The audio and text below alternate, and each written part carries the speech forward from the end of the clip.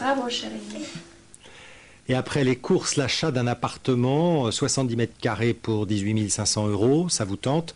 Ce n'est pas à Paris, mais à Marrakech. Le Maroc est une terre d'investissement qui attire de plus en plus de Français. La fiscalité y est attractive. On peut s'en rendre compte au Salon de l'immobilier marocain au Parc Floral. Le point sur cet engouement avec Willy Gouville et Pierre Pachou. Ça va? Nous avions rencontré Marie l'année dernière. Cette jeune retraitée venait enfin de réaliser son rêve en accédant à la propriété sous le soleil de Marrakech. Où est-ce que je pourrais trouver ça? Dans le midi de la France, à quel prix? Pas possible. Ce que Marie nomme ça, entre guillemets, c'est juste une petite villa de 230 mètres carrés avec terrasse, piscine, jardin. Le tout pour moins de 300 000 €. Ça laisse rêveur, surtout à Paris.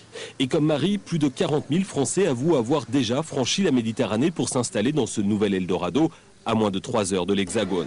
Alors les agents immobiliers marocains ont compris très rapidement que le marché du jeune retraité francilien se portait à merveille et ils viennent présenter au Parc Floral des images de rêve au goût alléchant. Je le compare un peu comme un salon d'automobile.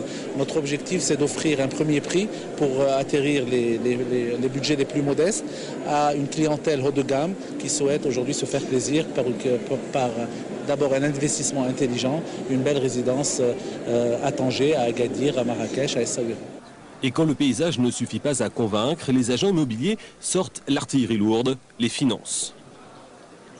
Le coût moyen aujourd'hui du mètre carré, c'est entre 1000 et 1500 mètres au Maroc. Il y a un gap extrêmement important entre le Maroc et l'Europe, et plus particulièrement la France, qui aujourd'hui, il y a des coûts entre 6 et 8 000 €. Donc nous avons une marge extrêmement importante, ce qui montre l'attractivité du produit Maroc. Et cette douce sonorité semble avoir un véritable pouvoir qui, dès cet après-midi, a charmé beaucoup de Franciliens.